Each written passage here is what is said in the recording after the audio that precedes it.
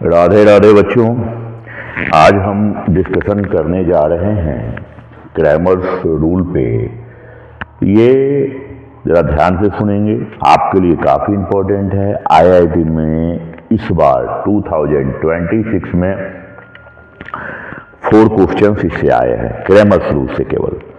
तो मैं आज पहले इससे जुड़े हुए कुछ कॉन्सेप्ट बताऊंगा जो आपके आईआईटी के एग्जाम में आपके लिए बेनिफिशियल होगा। सिर्फ मैं वही कॉन्सेप्ट बताऊंगा जिससे क्वेश्चन आईआईटी में इस बार आया है क्रैमर्स रूल पर बात करने के लिए।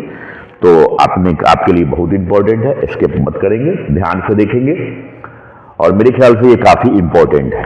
तो हमने क्या लिखा कि Cramer's rule, let us consider system of equation. There are 3 equation, a1x, b1y, c1z, d1। मैं पहले कॉन्सेप्ट एक्सप्लेन कर लेता हूं, छोटा सा है, उसके बाद क्वेश्चन पे आ जाऊंगा। सेकेंड क्वेश्चन क्या है, सेकेंड इक्वेशन क्या है, a2x, this is b2y, c2z equal to d2। और थर्ड हमारा जो इक्वेशन दिया गया है a3x, b3y, c3z equal to d3। मैं इस पे बात करूंगा कि ऐसा क्यों होता है। तो ये उसी पर काम करेगा जो हमने एकेडमिक में डिस्कशन किया है कि जैसे क्रॉस मल्टीप्लिकेशन फॉर्म में उसके अगर आप x लेते हो तो x का कोफिशिएंट पार्टिसिपेट नहीं करता, उसी तरीके से यहाँ भी काम करता है। तो हमारा कांस्टेंट है, तो ये हो जाएगा a1 b1 c1, a2 b2 c2 और ये a3 b3 c3। अगर हम del1 की बात करें जो कि x के लिए माना जाता है, तो वहां पे कांस्टेंट आ जाता है x के जगह पे d1 d2 d3 b1 b2 b3 c1 c2 c3। और आप देखेंगे अगर आप del2 की बात करते हैं तो यहां पर क्या हो जाएगा, y की जो एलिमेंट है, कॉफिशिएंट है y का, उसके जगह पर कांस्टेंट आ जाएगा d1 d2 d3 और ये हो जाएगा c1 c2 c3। और आपने क्या देखा कि अगर del3 की बात करते हैं तो c के जगह पे हमारे पास क्या आ जाएगा बच्चों, a1 b1, ये हमारे पास है a1 a2 a3, ये आ गया a1 a2 coefficient of x, ये b1 b2 b3 coefficient of y और ये हो गया c1 c2 c3, ये बच्चों हो गया कोफिशिएंट ऑफ z। हमें क्या है कि अगर x की वैल्यू हमें चाहिए तो हमें del1y del। यहाँ पर कुछ बच्चों को कंफ्यूजन होती है कि ऐसा क्यों होता है, तो मैं इसको ओरल समझाता हूं, लिखने की जरूरत नहीं है।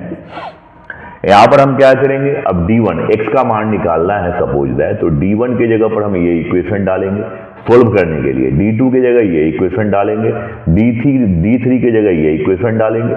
उसके बाद क्या करेंगे, हम लिखेंगे c1 tense to c1 minus b1 into c2, ये हो जाएगा y इंटू c2 और minus z into c3, subtract करेंगे, ये क्या हो जाएगा, बचेगा यहाँ पर केवल a1 a2 a1x a2x a3x, x common ले लेंगे तो del1 equal to del x हो जाएगा। तो x की वैल्यू क्या हो जाएगी, del1 बाई del।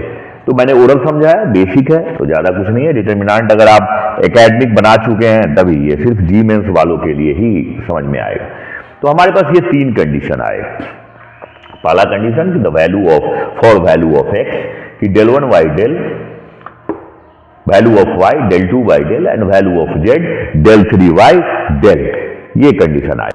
अब इसके कंडीशंस क्या होते हैं। पहला कंडीशन की हमने यहाँ क्रैमर्स रूल लिखा। फर्स्ट कंडीशंस की बात करते हैं, कंडीशन नंबर फर्स्ट कि if del not equal to 0, तो if del not equal to 0 then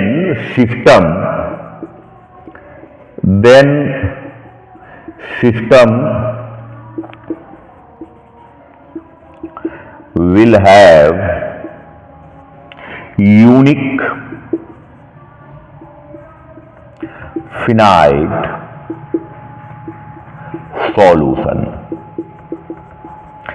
हमने क्या लिखा कि if del not equal to 0 then system will have unique finite solution. इसका क्या मतलब हो गया कि अगर del 0 नहीं है, यानी डिनोमिनेटर अगर 0 नहीं है, तो क्या हो जाएगा, यूनिक सॉल्यूशन देगा। तो आपके माइंड में आएगा कि अगर del 1 0 हो गया तो 0 बाई एवरीथिंग इक्वल टू 0, तो वो तो हमें सॉल्यूशन दे रहा है। तो हमारे पास तो 100 इक्वेशंस क्या हो जाएंगे, तो 100 इक्वेशंस क्या हो जाएगा, इनकंसिस्टेंट हो जाएगा, सॉरी कंसिस्टेंट हो जाएगा।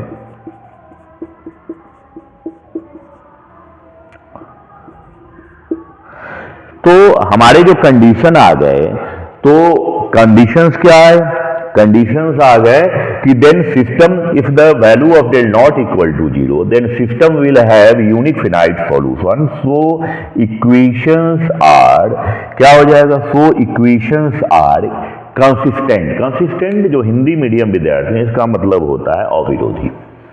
अब सिंपल कंडीशंस क्या आया कि that means there are 3 equation कि A1 A2 वगैरह जो दिया हुआ है। तो इससे हमने क्या निकाला कि पहले हमने कांस्टेंट को लेके del निकाल दिया, फिर हमने x के लिए कोफिशिएंट ऑफ x को एलिमिनेट करके और del 1 और फिर del 2 और फिर del 3 निकाला। तो x की वैल्यू क्या हो जाएगी, del 1 बाई del, y की वैल्यू हो जाएगी del 2 बाई del और z की वैल्यू हो जाएगी del 3 बाई del। तो कंडीशन फर्स्ट क्या है कि if del not equal to 0, मतलब हमारे पास ये जो कंडीशन है कांस्टेंट के लिए कि if del not equal to 0 then system will have unique finite solution. तो बेसिक है कि अगर ये 0 नहीं हो रहा है तो ये क्या हो जाएगा कि एक हमें यूनिक मतलब यूनिक फिनाइट सॉल्यूशन मतलब एक वैल्यू देगा। सो इक्वेशन क्या हो जाएगा, कंसिस्टेंट हो जाएगा। अब हम दूसरी कंडीशन की बात कर लेते हैं। फिर अब सेकेंड कंडीशन की हम बात करते हैं। If del equal to 0 and at least 1 del 1 del 2 del 3 be non-zero, then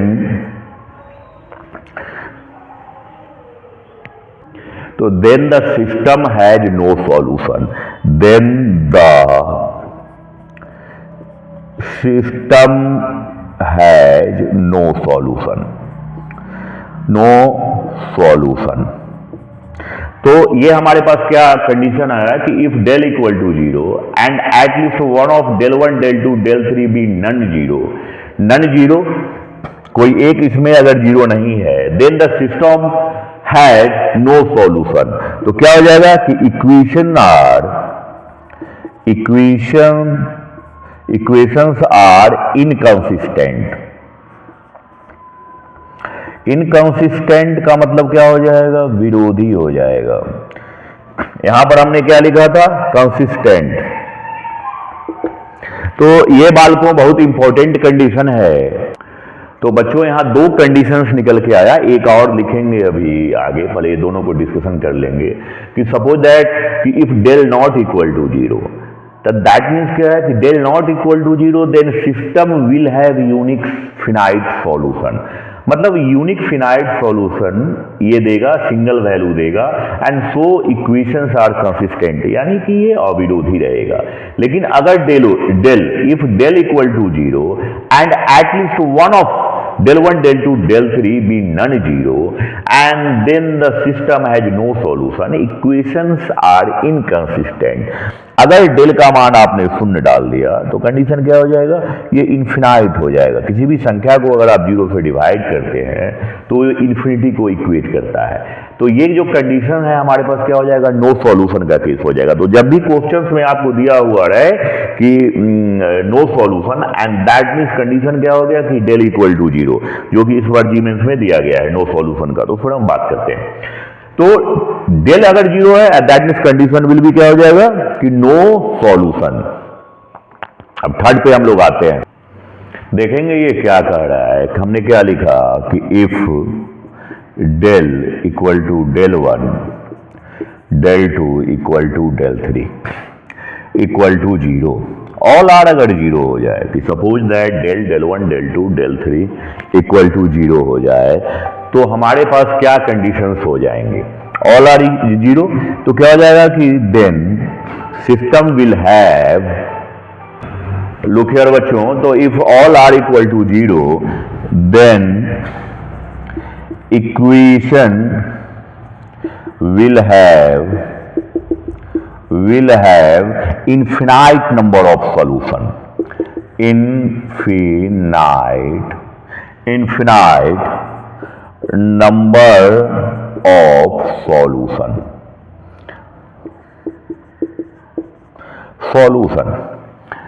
and one cofactor of del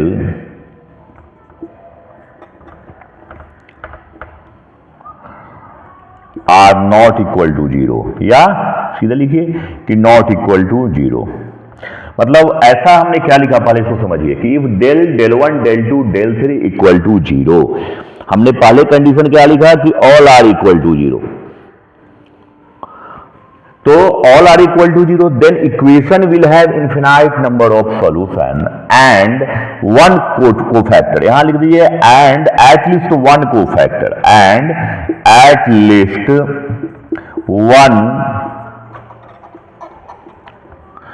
cofactor of del is non zero. तो क्या हो जाएगा, अब हमारे पास ये कहानी आई कि all are equal to zero then equation will have infinite number of solution and at least one cofactor of del is non zero. तो इक्वेशन क्या हो जाएगा, देन equations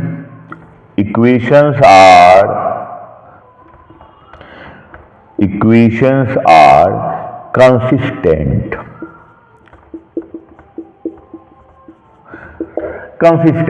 अब बच्चों यहां पर एक मजेदार बात क्या है कि ये तो हमारा डिटरमिनेंट है, अलजेब्रा का टॉपिक है, लेकिन जब हम कैलकुलस में चले जाते हैं तो 0/0 नॉट डिफाइंड टर्म में चला जाता है। आपने देखा होगा कि 8 अनडिफाइंड टर्म्स में आते हैं जिसमें 0/0 नॉट डिफाइंड आता है, खासकर जब आप लिमिट बनाते हैं तो एल हॉस्पिटल रूल और जो लगाते हैं तो 0/0 या ∞/∞। लेकिन यहाँ जस्ट अलग कंडीशन क्या कह रहा है कि if 0/0 then equation will have infinite number of solution. लेकिन इन कैलकुलस में हम लोग क्या कहते हैं कि नॉट डिफाइंड। तो इससे कंट्राडिक्शन होता है, माइंड में कंफ्यूज मत होइएगा। जैसे आप बहुत सारे कंडीशन में क्या देखेंगे कि राम श्याम का भाई है, श्याम मोहन का भाई है, तो राम और मोहन भाई है, कि x equal to y, y equal to z, तो x equal to z. But in condition of quadratic equation कि x equal to alpha, x equal to beta, but alpha not equal to beta, only and only in single case if the discriminant equal to zero and then alpha equal to beta. Clear बच्चों? Again तो ये क्या है, ये confuse मत होना। ये calculus में कंडीशन क्या होता है कि 0/0 and that is not defined, but in case of algebra and in Cramer's rule की suppose that your result will be 0/0, तो then equations will have infinite number of solution and condition will be consistent and at least one cofactor of del is non zero. तो मेरी बात समझना, basic चीजें हैं, confuse नहीं होना है। यही हमारा क्रेमर्स रूल है। इस पे 4 क्वेश्चन इस बार डाले हैं, अभी हम लोग थोड़ा डिस्कशन कर लेते हैं उसको। देखिए बच्चों, ये जो क्वेश्चन हमने बोर्ड पे लिखा है, ये क्वेश्चन 2026 21 जून सेकेंड शिफ्ट का पूछा हुआ क्वेश्चन है। अब देखिए, अभी हमने जो कॉन्सेप्ट डिस्कशन किया उसी पर हम बात करेंगे। अभी हमने कॉन्सेप्ट क्या डिस्कशन किया कि if system of equation has given there are 3 equations has no solution, then what is the meaning of no solution? And that means del equal to 0 and del equal to 0 and that means condition will be inconsistent. Clear? तो inconsistent to del equal to 0 and यहां हमें clear दिया हुआ है कि has no solution. तो no solution का मतलब क्या हो गया बच्चों? नो सॉल्यूशन का मतलब हो गया डेल, यानी कि डेल जो है हमारा वो शून्य हो जाएगा। तो डिनोमिनेटर शून्य होगा तभी तो नो सॉल्यूशन का केस बनेगा। तो डेल इक्वल टू आपका शून्य हो गया। डेल का मान हमारा क्या है? तो 3 2 1, 3 ये 2 ये 1, ये आपका डेल का मान आया। 3 2 1, 3 2 1, 1 अल्फा और 2, ये 1 अल्फा और 2। और तीसरा कंडीशन क्या है 4, ये हो गया हमारा -1, ये हो गया +1 और इक्वल टू 0 है। अगर आप इसे सोल्व करना चाहते हैं तो कैसे करेंगे, हम मैक्सिमम नंबर ऑफ टर्म्स को 0 कर देंगे, तभी हमारा कंडीशंस निकल करके आ जाएगा। या आप डायरेक्टली भी एक्सपेंड कर सकते हैं, लेकिन हम इसे 0 कर लेते हैं। तो 0 करने के लिए हमें क्या करना होगा, किसी भी टर्म को हम 0 कर सकते हैं। तो आसान तरीका क्या है कि मैक्सिमम नंबर ऑफ टर्म को, तो इसको हम लोग क्या कर लेते हैं, किया जा सकता है 0 के बराबर, या इससे आप इसको रिलेट कर सकते हैं। चलिए, तो पहले हम क्या कर लेते हैं, जहां तक हो संभव मिनिमाइज कर सकते हैं इसे। तो आपके पास कंडीशन क्या हो गया बालकों, कि हमारे पास ये 1 है, ये 1 है, तो आप डायरेक्ट एक्सपेंड भी कर सकते हैं। एक्सपेंड कुछ है नहीं, चिंदी क्वेश्चन है तो एक्सपेंड भी कर सकते हैं। तो एक्सपेंड अगर आप करते हैं, डायरेक्ट एक्सपेंडिंग मेथड कर लेते हैं, तो क्या हो जाएगा 3 × अल्फा + 2, ये हमारा cross multiplication negative negative positive हो गया। ये आपका क्या है -1, तो ये क्या हो जाएगा 2 और +1, ये हो गया 2 और +1, ये नेगेटिव नेगेटिव पॉजिटिव दे देगा 2 + 1। पहले हमने इसको लिया तो ये अल्फा + 2 हो गया, और इसको लिया तो ये 2 + 1 हो गया, और फिर बच्चों आपने क्या किया 4 को ले लिया, तो 4 को लिया तो वही हो जाएगा 4 - अल्फा, ये हो गया हमारा 4 और -अल्फा। ये 4 लिया आपका, ये 4 हो गया -अल्फा, बस कहानी खत्म हो गई। तो हमारे पास जो बच्चों कंडीशन निकल करके आया वो क्या हो जाएगा 3 अल्फा + 6, और ये हो गया -3, ये हो गया +16, ये हो गया -अल्फा, तो इक्वल टू 0 हो गया। अब आपके पास क्या हो गया कि 2 अल्फा, और इसका कंडीशन क्या हो जाएगा, अब गौर से देखिए, ये हो गया हमारा 3, तो आपके पास जो यहाँ 4 अल्फा है ना, सॉरी, ये हमारे पास क्या हो जाएगा 4 अल्फा की कंडीशन आ गई, तो बड़ा चिंदी सा कंडीशन हो गया। तो ये हमारा -अल्फा हो गया, उस तरफ जाकर के ये +अल्फा हो जाएगा, और ये 19 हो गया। तो अल्फा की वैल्यू कितनी हो गई बच्चों 19 = अल्फा, मैंने अल्फा को उस तरफ कर दिया, यानी अल्फा का मान हमारा 19 आ गया। अब कितना बेसिक सा क्वेश्चन था। अगर आप चेक करना चाहें तो डेल एक्स में इसकी वैल्यू डालिए, डेल वाई में वैल्यू डाल के देखेंगे, डेल 1, डेल 2, डेल 3 में, तो वो 0 के बराबर नहीं जाएगा एनीवन। तो सबसे इंपॉर्टेंट हमने यहाँ क्या देखा, बड़ा चिंदी क्वेश्चन है, ये बेसिक है एकदम, कि हैज नो सॉल्यूशन के जब भी कंडीशन रहे तो आप क्या करें, डेल को 0 करें और उसको लेकर के आगे बढ़ें। ये कंडीशन किस में आ जाता है, याद रखेंगे इनकंसिस्टेंट के कंडीशंस में ये चला जाता है। देखिए बच्चों, ये जो क्वेश्चन है जी मेंस 2026 23 जन सेकेंड शिफ्ट का है, S2 मान लीजिए इसको, शिफ्ट 2 शिफ्ट सेकेंड लिख दिया हमने, S सेकेंड। तो ये हमारा जो क्वेश्चन है बच्चों, ये 22 जन और सेकेंड शिफ्ट का क्वेश्चन है। चलिए अब इसकी हम बात करते हैं। ये क्वेश्चन कहा क्या रहा है, थोड़ा सा इसको आप बोलिएगा कि ठीक ही क्वेश्चन है, मतलब ऐसा कुछ खास नहीं है। कह रहा है कि let n be the number obtain on rolling a fair die if the probability that the system. अब देखिए रोलिंग डाई का मतलब क्या हो गया, आपने लूडो खेला होगा, लूडो में जो पासा होता है ना, और वो महाभारत में आप देखते होंगे वो शकुनी होता है, वो ऐसे ऐसे करता है, उसमें 6 जो है वो फेस होते हैं। कितने फेस होते हैं बच्चों, 6 फेस होते हैं। तो यहां कंडीशन क्या कह रहा है कि n जो है वो प्रोबेबिलिटी है जो ये कंडीशन को दिखा रहा है, और that means there are 3 equation given है यूनिक सॉल्यूशन। यूनिक सॉल्यूशन का मतलब क्या हो गया, तो यूनिक सॉल्यूशन, ये प्रॉपर्टी फर्स्ट जो हमने क्रेमर रूल में पढ़ा है, यानी यूनिक सॉल्यूशन तभी हो सकता है जब डेल नॉट इक्वल टू 0। हमने डिस्कशन किया है कि when the value of del not equal to 0 and that means the system will have unique finite solution, because ये डेल 0 नहीं है, x का मान डेल 1 बाई डेल लिखा, डेल 1 कुछ भी हो तो उससे अगर आप नीचे इवन डेल 1 0 भी हो तो 0 बाई अगर कोई भी रियल नंबर रहेगा तो वो 0 रहेगा, तो यूनिक सॉल्यूशन हो गया, मतलब इकाई एक। चलिए अब इसकी बात कर लेते हैं। तो हम पहले डेल की बात निकालते हैं। तो डेल की बात करते हैं तो हमारे पास बच्चों क्या हो गया, डेल की जो कंडीशन आई वो क्या हो जाएगा, 1 है माइनस n है, 1 है n माइनस 2 है, और ये हमारा n प्लस 1 है। और इसकी जो कंडीशन है ये 0 है, ये n-1 है, और हमारे पास क्या है, ये 1 है। ये कहानी हमारी आ गई।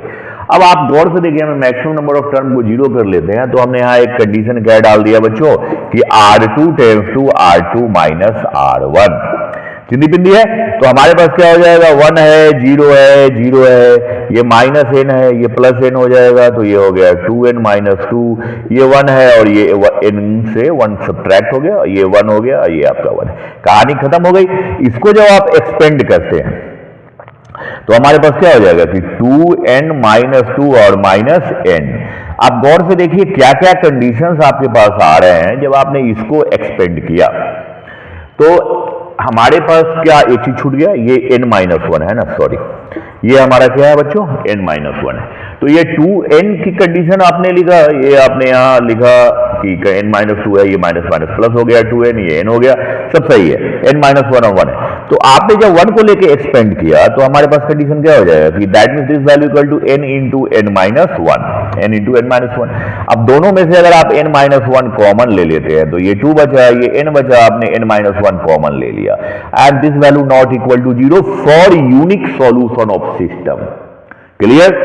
For unique solution in your question क्या कह रहा है कि has unique solution, and that means they will not equal to 0 because your question had said कि the system has given unique solution and then n not equal to 2 and not equal to n also not equal to 1। तो कहानी ये हो गई। तो n के पास कितनी value हो गई, तो n हमारे पास ये आया। अब हम बात कर लेते हैं किस स्पेस में मैं लिखता हूं, या मैं क्लीन कर दूं थोड़ा सा, क्वेश्चन का काम तो मेरा हो गया, लेकिन चलिए अभी हमारे पास आया सब जगह। तो आपके पास ये आ गया, n की कंडीशन आ गई, इस जगह पे हम काम कर लेते हैं, जरा ध्यान देखिएगा यहाँ पे।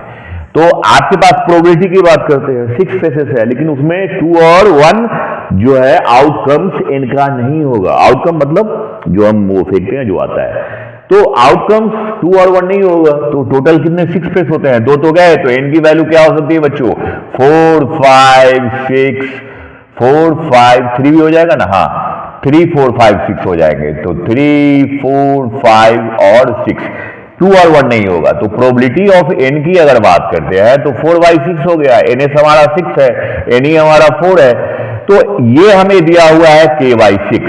ये क्वेश्चन में यहां देखिए दिया हुआ है k/6, तो k की वैल्यू हो गई 4। लेकिन हमें क्या कह रहा है क्वेश्चन में कि then sum of k and all possible value of n। तो सम ऑफ, तो कुल टोटल कितने हो जाएंगे, तो हमारे पास कितने हो जाएंगे, आप गौर से देखिए, कह रहा है कि then sum of k and all possible value of n। तो n का ऑल पॉसिबल वैल्यू क्या हो जाएगा, 4, तो k हो गया, और n की सभी वैल्यू हो गई 3 + 4 + 5 + 6, तो कितने हो जाएंगे, 5 4 9 9 6 15 3 18 4 22, यानी हमारे रिजल्ट हो गए 22। यानी बच्चों 22 ऑप्शन इसका सही होगा।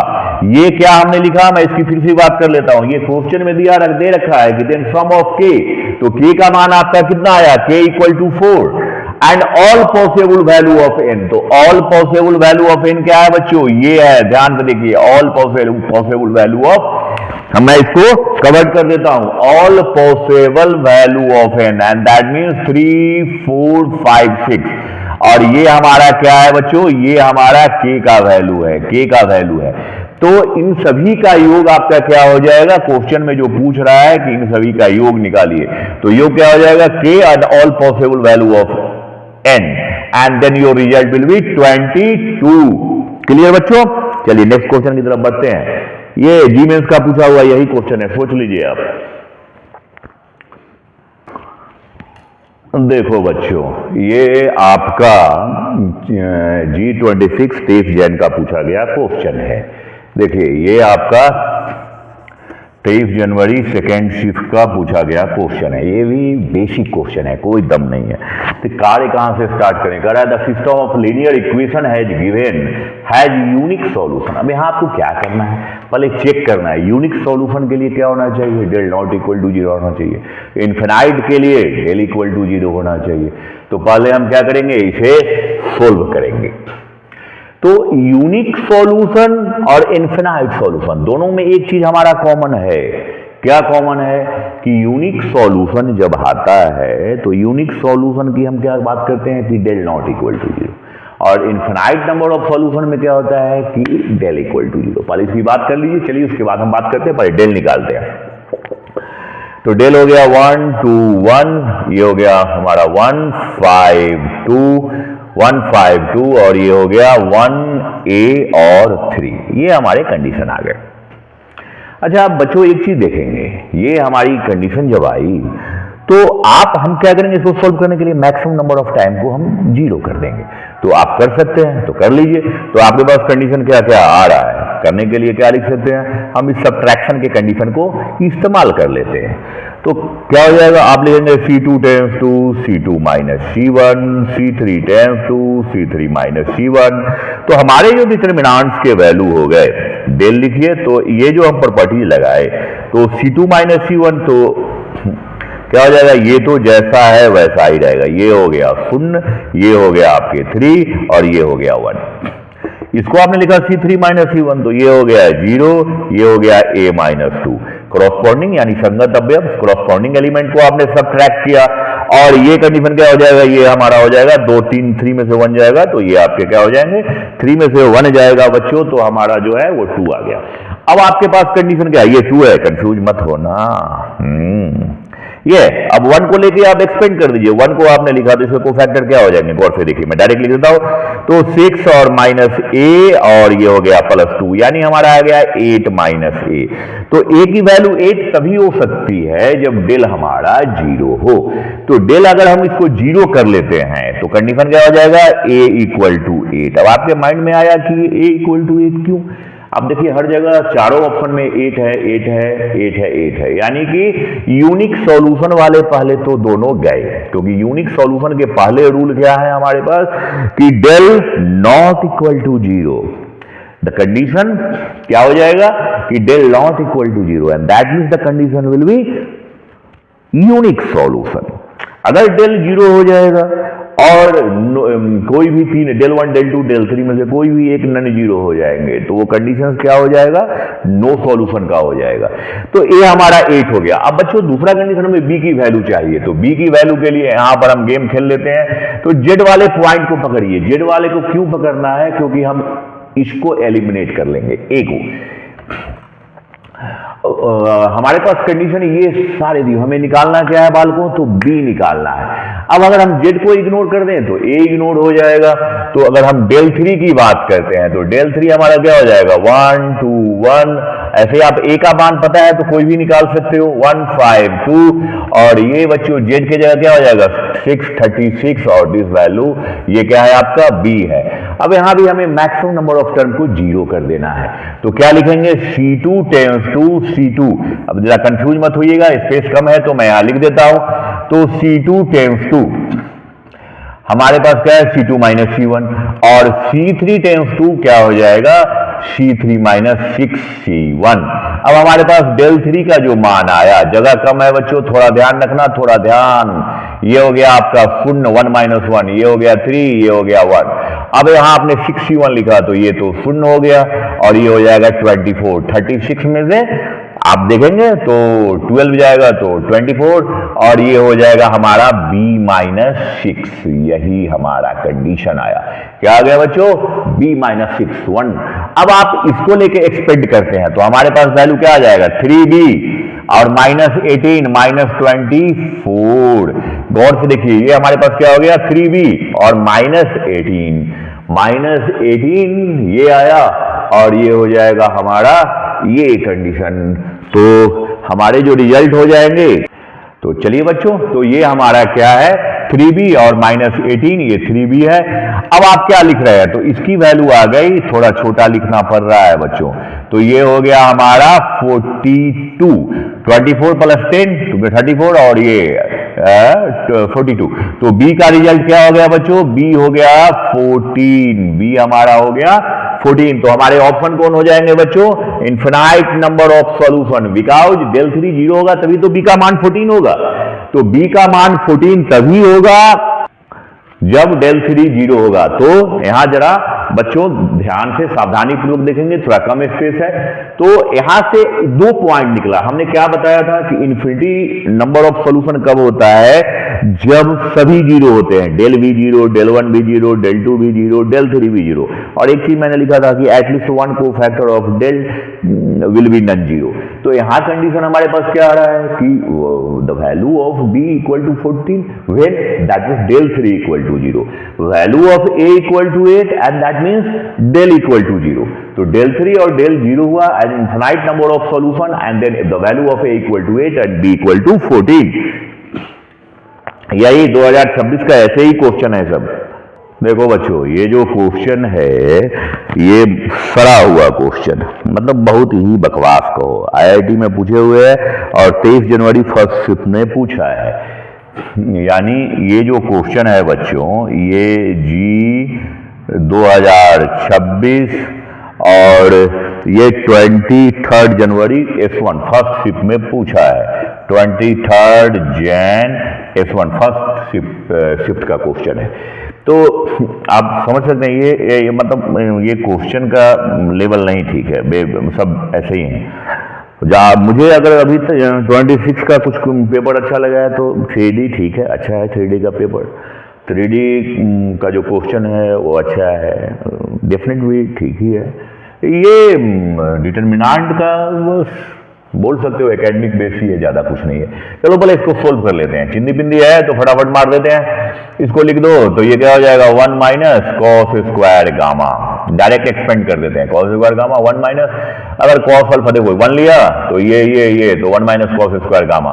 अगर इसको लिया तो क्या हो जाएगा कॉस अल्फा और कॉस अल्फा बीटा गामा, तो माइनस हो गया क्या, ये निगेटिव हो जाएगा तो कॉस स्क्वायर अल्फा हो गया इसके वजह से। और ये हमारे कंडीशन कॉस स्क्वायर अल्फा और ये निगेटिव निगेटिव क्या हो गया पॉजिटिव हो गया, यानी cos alpha cos beta cos gamma. तीसरा कंडीशन की अगर बात करते हो तो ये गया तो ये क्या हो जाएगा कॉस अल्फा सेम हो जाएगा कॉस बीटा। तो डायरेक्ट इसको लिख देता हूं, चाहे एक लाइन लिख देता हूं, नहीं तो हो सकता है आपको कंफ्यूजन हो जाए। कॉस बीटा और कॉस गामा, ये तीन कंडीशन हमने इस तीनों के निकाल दिए। अब हम बच्चों बात करते हैं, अभी कॉस बीटा की हमने बात किया, अच्छा एक छूट गया ना, कॉस बीटा की हमने बात किया। तो कॉस बीटा क्या हो गया, cos beta cos alpha cos gamma, और ये 1 हो जाएगा, इससे प्रोडक्ट होके हो जाएगा माइनस, क्या हो जाएगा बच्चों माइनस कॉस स्क्वायर बीटा।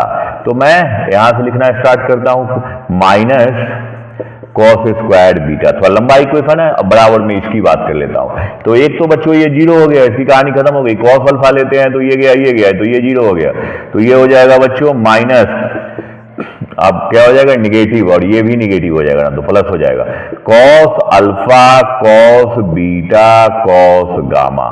और सेकेंड वाला ये पॉजिटिव है तो ये गया तो ये तो 0 हो जाएगा, ये भी वही रह जाएगा, यानी कॉस, यहां लिख दीजिए प्लस का साइन, यहां पर cos alpha cos beta cos gamma. तो आपने क्या देखा, ये सारे एलिमिनेट हो गए। हमारे पास क्या हो गया बच्चों, ये दोनों एलिमिनेट हो गए, तो बचा क्या हमारे पास कि 1 minus cos square gamma minus cos square alpha minus cos square beta equal to 0। चूंकि दोनों कटा तो हमारे पास क्या आ गया, cos square gamma cos square alpha और cos square beta equal to 1। तो ये क्या हो गया, फॉल्स हो गया, पहला स्टेटमेंट फॉल्स हो गया क्योंकि हमें क्या दिया हुआ इक्वल टू 3/2। तो फर्स्ट स्टेटमेंट आपका क्या हो गया बच्चों, फॉल्स हो गया। अब सेकेंड स्टेटमेंट की बात करते हैं, इसकी स्टेटमेंट सेकेंड की आप बात करते हैं। ये सेकेंड स्टेटमेंट आपने क्या किया, x इक्वल टू 0 इनपुट किया, आइडेंटिटी की कंडीशन है ये, तो ये हो गया 0, ये हो गया -1, ये हो गया बच्चों 3, 0 -1 3, ये हो जाएगा 1 0, ये हो गया -1 1 0 -1, ये हो गया बच्चों 2, ये हो गया 3 विथ निगेटिव साइन और -1, और इधर हो गया p तो 0 हो गया, ये वैल्यू हो गई q की। अगर बच्चों आप सीधे तौर पर अगर एक्सपेंडिंग कर लेते हैं तो हमारी वैल्यू क्या हो जाती है, q का मान क्या हो जाएगा, q की मान ऐसे आप निकालिए। तो हमारे पास कंडीशन क्या हो गया, 1 को अगर ले रहे हैं तो ये तो 0 हो गया, और ये निगेटिव, ये 3 निगेटिव, ये निगेटिव क्या हो गया, पॉजिटिव हो गया, फिर इसका निगेटिव हो गया, फिर पॉजिटिव हो गया, तो ये आपका हो गया 3 हो गया, और ये आपके क्या हो जाएगा -2 लिया, ये गया, तो ये माइनस माइनस प्लस, ये तो शून्य हो जाएंगे, तो ये -2 और ये हो गया हमारे, ये कंडीशन आ गया, यानी ये गया और ये गया, -2 इंटू क्या हो गया +1, यानी ये हो गया -2 हो गया। तो Q का वैल्यू बच्चों हो गया हमारा 1। अरे कहानी तो गया। अब आपके पास P की बात करते हैं, तो ये हमारा, सॉरी हम तो अभी Q निकल गया, अब P की बात करते हैं। तो अगर P हमें कैसे निकाल सकते हैं, तो P निकालने के लिए बहुत बेसिक फॉर्मूला है, इक्वेशन ऑफ आइडेंटिटी की बात करेंगे। तो कहाँ लिखूं, इसको मिटा करके इस जगह सोल्व कर देता हूं। तो बच्चों हमारे पास कंडीशन क्या आ जाएगा, इसको मिटा देता हूं, इसकी जरूरत तो हो गई है। तो पहला तो हमारा फॉल्स निकल गया है, और चलिए ये बात कर लेते हैं, जगह की थोड़ी कमी हो जाती है, बोर्ड छोटी पड़ जाती है। चलिए बच्चों, अब x का मान अगर 1 डाल दें तो हमारे पास कंडीशन क्या हो जाएगा, x का मान 1 डालेंगे तो ये 2 हो जाएगा, और ये हमारे कितने हो जाएंगे, ये भी 2 हो जाएंगे, क्योंकि 1 - 1 गया, 2 हो गए, और ये भी आपके कितने हो जाएंगे, 1 और 1 2, ये 1 3 और 2 5, एक 6, ये हमारा 6 हो गया, मतलब 1 1 2 और ये 2 1 1 तो गया, और ये 1 हो गया, ये 2 3 3 6 हो गए, यहाँ पर हो गए ये हमारे 2, ये हो गए 3 और ये हो गए 1, 2 - 1, ये हमारा हो जाएगा -1, वाह, ये हो गया 0 और ये हो गया हमारा 1। ये कंडीशन हमारे पास आया, 2 × डा और 3 डा। तो ये कंडीशन हो गया बच्चों। P का मान हमारे पास नहीं पता, तो ये आपने लिखा P, और Q आपका निकला था कितना, 1। तो ये कंडीशन निकला, इसको आपने क्या किया, सोल्व कर दिया। तो कंडीशन क्या हो जाएगा बच्चों, अब ज्यादा से ज्यादा हमें 0 कर देना है, तो क्या लिखेंगे, C1 × 2 C1 - C2। तो हमें इससे क्या निकल के आया, ये हो गया 0, ये हो गया -1 और ये हो गया 5, ये हो गया 2, ये 3, ये 1, -1 0 और 1। इसको लेकर के अगर आप एक्सपेंड करें तो कंडीशन क्या हो जाएगा, अरे यार, C1 - C2 तो कर दिया, हमें करना क्या था, 1 मिनट बच्चों, वो थोड़ा सा बेवजह लेंदी चला जाएगा, जगह नहीं है, तो इसलिए मैं इसको थोड़ा सा छोटा कर लेता हूं। तो हमारे पास कंडीशन क्या है, हम इस टर्म को पकड़ लेते हैं। देखो बच्चों, ये इसको 0 कर देते हैं, तो हमारे पास क्या हो जाएगा, R1 टेंस टू, जगह कम है तो R1 + R2 कर देते हैं। तो R1 प्लस अगर हम R3 कर लेते हैं, R3, तो ये क्या हो जाएगा, 6 + 2 + 6 8 हो गया, ये हो गया 3, ये हो जाएगा 0। ये जैसा है इसको हमें नहीं छेड़ना, और ये हमारा क्या हो जाएगा, जैसा है वैसा ही रहेगा। ये हो गया P + 1, हमने R1 को R3 से जोड़ दिया, यानी ये 3 हो गया, ये 8 हो गया, ये 0 हो गया, बाकी जैसा है वैसा ही छोड़ दिया, 6 + 1 कर दिया। अब गौर से देखो, इसको लेकर एक्सपेंड कर दो, क्या हो जाएगा 24, और 24 माइनस कितना हो गया, 6 हो गया, तो P + 1 ये हो गया आपका 24, और 24 और -6 हो गया, तो 24 में से 6 जाएगा तो कितना बचेगा, 18। तो P की वैल्यू कितनी होगी बच्चों, P = 17। अब ये क्या सैटिस्फाइड करेगा, गौर से देखिए, ये P² = Q² नहीं करेगा। 17 का स्क्वायर कितना हो जाएगा, आप खुद सोचिए, तो 200 प्लस में चले जाएंगे तो नहीं होगा। तो सेकेंड वाले भी आपके क्या हो गए, फॉल्स हो गए, ये भी आपका फॉल्स हो गया, यानी दोनों के दोनों रॉन्ग हो गए। तो ऑप्शन क्या हो जाएगा, सेकेंड हो जाएगा। Game is over. यही 4 क्वेश्चन पूछा था डिटरमिनेंट से बच्चों, तो दोनों के दोनों क्या हो गए, रॉन्ग हो गए। आप अगर आप एक चीज ध्यान से देखते हो, अगर थोड़ा सा ईमानदारी से अगर आप पढ़ोगे, मन से पढ़ोगे, तो क्या लगता है आपको, क्या लगता है क्वेश्चंस की लेवल क्या है, बहुत ही बेसिक है। अगर कॉन्सेप्ट क्लियर है तो आसानी से आपके मार्क्स रैंक आ सकते हैं। अब हम नेक्स्ट क्वेश्चन जब नेक्स्ट वीडियो डालेंगे तो उस पर बात करेंगे। एकेडमिक वीडियो भी मैं डालता रहता हूं। राधे राधे बच्चों।